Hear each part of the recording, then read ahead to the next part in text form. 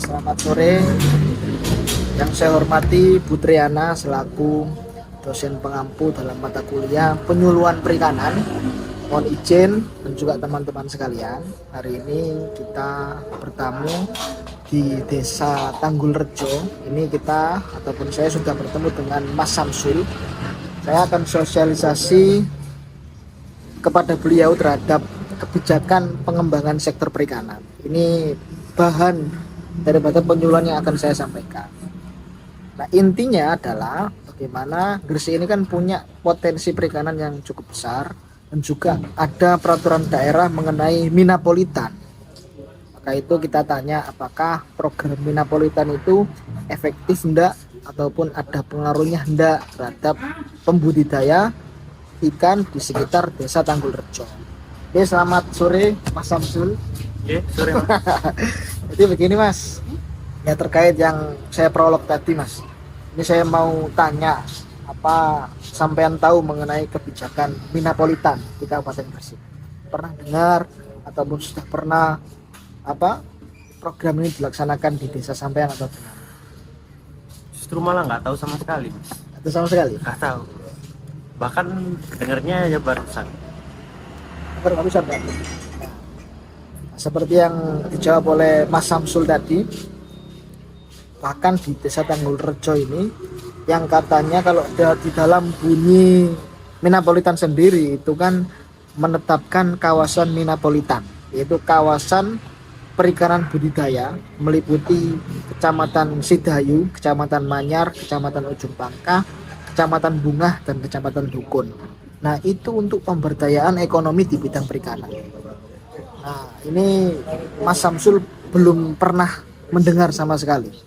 Nah, ini izin kemudian melakukan penyuluhan, melakukan pemaparan Mas Samsul. Jadi program Minapolitan itu program yang diselenggarakan oleh pemerintah untuk memberdayakan potensi perikanan. Nah, ini potensi perikanan sebenarnya dua-duanya, potensi perikanan tangkap maupun potensi perikanan budidaya. Jelas sampean juga tahu potensi perikanan tangkap itu orang-orang nelayan, orang-orang yang mencari langsung di laut. Tetapi kalau yang perikanan budidaya itu orang-orang tambang.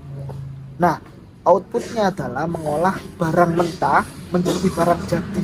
Artinya ada pengolahan di sana. Jadi begitu untuk program Minapolitan Mas Samsul. Jadi kita sharing saja Mas Samsul. Nah, setelah sampean tahu mengenai program Minapolitan yang seharusnya ada, ini kalau saran sampean untuk pemerintah gimana? Langsung saja pemerintah, karena kan kita objeknya ke pemerintah. Kalau untuk pemerintah, jadi kita di sini kan sebagai petani tambak itu kan habis panen ya jual gitu ya Mas, gak mau repot gitu. Nah, kalau ingin ada pengolahan ya minimal ya satu produknya itu apa, terus yang kedua itu bagaimana cara buatnya gitu. Mungkin pertama mungkin bisa ya dilakukan di sebuah desa, entah penyuluhan, entah sosialisasi, entah pelatihan, entah apa, aku nggak tahu ya, itu pemerintah biar mereka gimana caranya. Yang kedua buat juga tutorial cara buatnya gitu. Jadi meskipun saya yang nggak terlalu ngurusin dunia media sosial, tapi kan anak-anak muda kan, misal anak saya mungkin atau saudara-saudara saya yang biasa mainan sosial media itu ya barangkali bisa belajar dari sana gitu. Jadi kalau saya yo nggak mau ngurusin gitu Mas, ya wis panen jual gitu aja, ngapain gitu. Ya, betul. Sama ribet. Ini kan yang seharusnya diperhatikan oleh pemerintah. Itu karena kita kan sekarang ada di zaman digital kan. Jadi perlulah pemberdayaan sosial, pemberdayaan media sosial.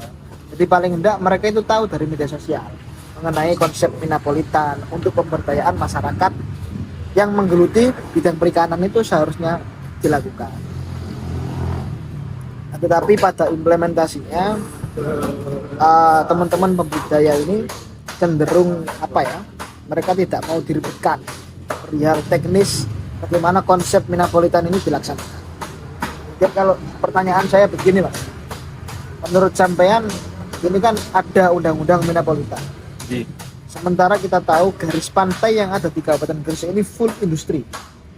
Kan Oh iya, full iya. industri kan? Nah, mulai dibangun soal. Mulai dibangun mulai dari kalau kita urut dari pojok itu Barata, kemudian Petrokimia, Smelting sampai di daerah dekat Tanggulrejo ini ada apa JP. Itu kan yang mengikis ataupun yang apa ya, merusak ekosistem laut, ekosistem perikanan tangkap. Nah, kalau menurut pendapat Mas Samsul ini efektif enggak program Metropolitan ini dilaksanakan di tengah-tengah garis pantai Gresik yang sudah dikuasai oleh industri-industri besar yang tidak berdampak pada perikanan itu sendiri? Ini kalau di daerah saya Mas, karena saya kan budaya apa namanya tambak ya, jadi kan nggak ada pengaruhnya sama saya.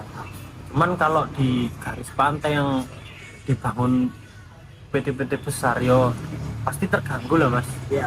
Kayak entah nanti lingkungannya tercemar, entah wilayah tangkapnya berkurang, ya aku nggak tahu yo Ya. terkait itu, soalnya nggak berdampak langsung di aku.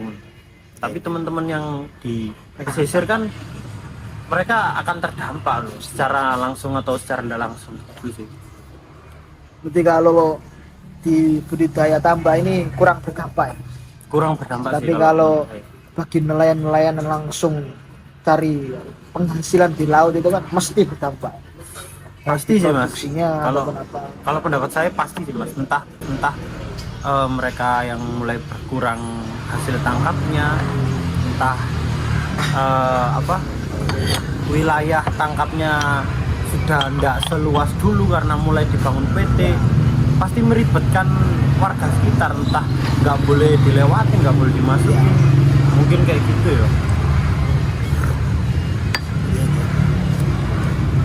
Saya juga sependapat kalau adanya program Metropolitan ini, kalau di kawasan perikanan tangkap itu lebih baik ditarik lagi peraturannya, karena memang itu tidak ada gunanya. Artinya kita ingin memberdayakan potensi perikanan tangkap, tapi di garis pantainya sudah dikuasai oleh industri-industri besar. Itu kan hal yang konyol kalau tetap peraturan ini diadakan. Lebih baik secara garis besar atau benang merah daripada peraturan ini lebih ditekankan pada potensi pembudidaya tambak kan gitu. Jadi Iya sih Mas, benar ya. jadi perikanan tangkapnya itu ditarik, lebih difokuskan pada perikanan budidaya kan begitu. Seharusnya kan begitu.